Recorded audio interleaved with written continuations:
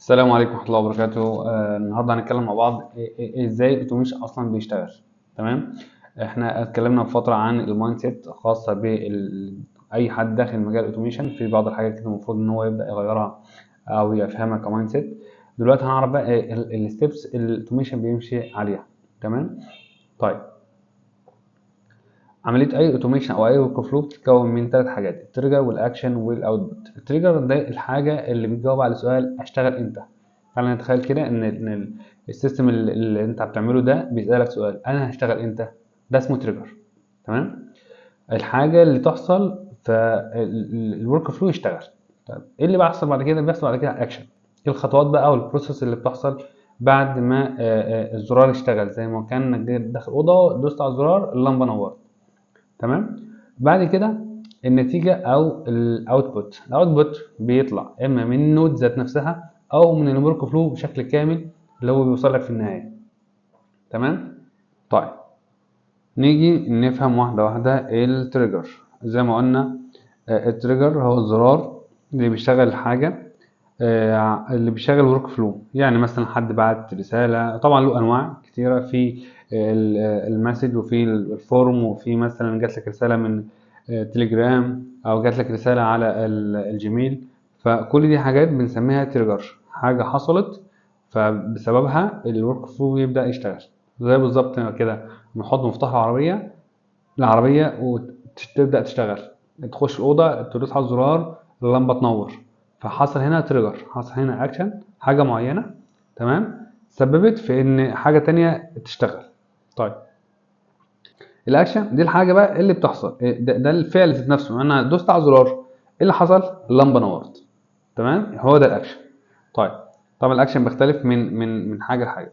الأوتبوت النتيجة النهائية أو النتيجة اللي بتطلع من النود. احنا طبعا عارفين ان الورك فلو بيبقى نود زائد نود زائد نود زائد نود بتعمل ورك فلو. تمام. فالاوتبوت اما النتيجة النهائية اللي بتطلع من الورك فلو بشكل كامل او النتيجة النهائية اللي بتطلع من النود على النود اللي بعدها. مثلا جالي رد من اي بيانات جايه من جوجل شيت استخدمها كمدخل في باقي الفلو. يعني انا مثلا سجلت بيانات في جوجل شيت، ببدا اخد البيانات دي احطها كانبوت في النوت اللي بعدها. تمام. طيب، نيجي على اشكال التريجر. على سبيل المثال عندنا مثلا المانوال تريجر، وعندنا السكادول، وعندنا الانفورم سبمشن، وعندنا الشات، وعندنا الايرور تريجر. تعال نشوفها بقى اصلا على طول في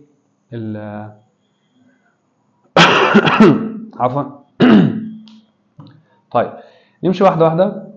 تعال نقول المانوال تريجر. المانوال تريجر ده ببساطه خالص، ده اسهل حاجه. ده بمجرد ما بيشتغل، ما ادوس عليه بيشتغل. بس ده وظيفته، ان هو انت دوست عليه بدأ ان هو يشتغل، ما لهوش اي اوبشن.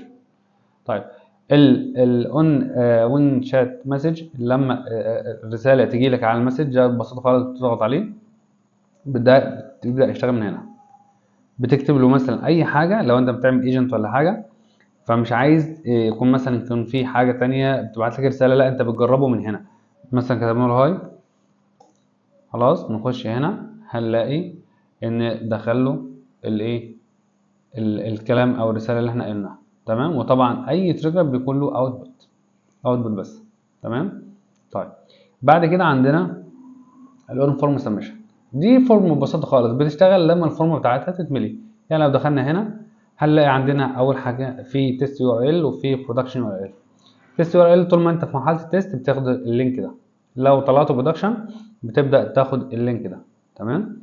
طيب، وهنا بتكتب هل هو له حماية ولا نون ولا ايه الدنيا. وهنا بتكتب الفورم او تايتل ديسكريبشن، وتكتب الفيلد اللي انت محتاجه. اي فيلد انت محتاجه، مثلا نيم هتكتب الاسم، وهتكتب التايب بتاعه. يعني عندنا انواع للداتا اللي بتخش، هل هو هيخش تكست، هل هيخش الجيميل، هل هيبقى فايل، هيبقى تاريخ، هل هيبقى نمبر او باسورد.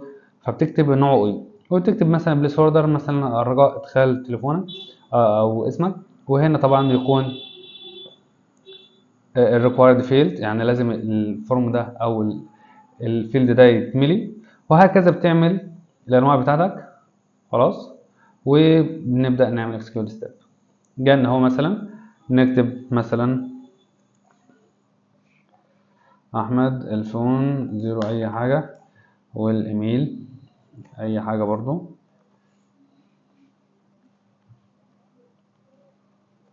تمام، عملنا خلاص.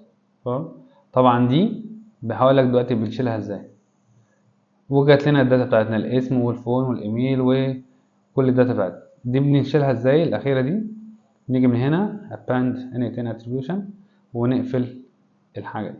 طيب نيجي على سكادول تريجر. الاول نمسح ده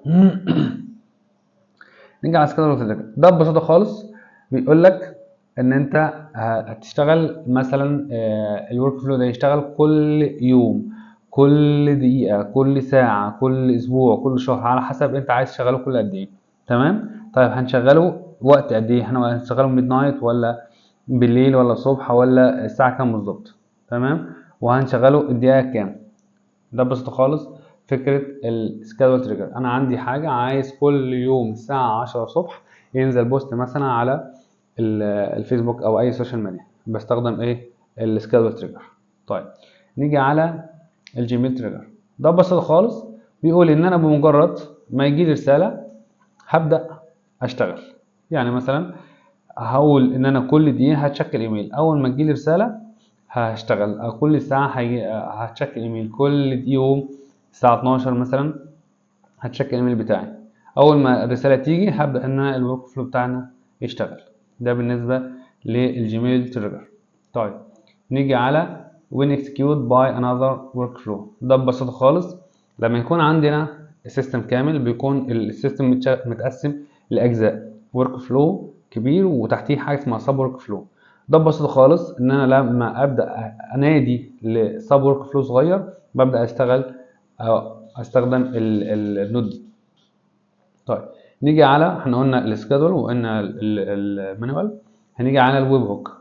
الويب هوك ببساطه خالص هو ازاي ان انا بربط الانت ان باي حاجه تانية، اي اب تاني، مثلا اي سوشيال ميديا، اي موقع، بحيث ان انا اخد منه واديله. تمام. انا عايز ارد مثلا على الماسنجر، عايز ارد على التعليقات على الفيسبوك، ببدا ان انا اشغل الويب هوك، اعمل فورمه مثلا او اعمل حاجه ورابطها على الموقع بتاعي، بس ابدا استخدم الويب هوك. فهو وسيله بتربط بين انت ان وبين اي بلاتفورم تاني. طيب نيجي على ايرور تريجر. ايرور تريجر ده ببساطه خالص وده جميل جدا.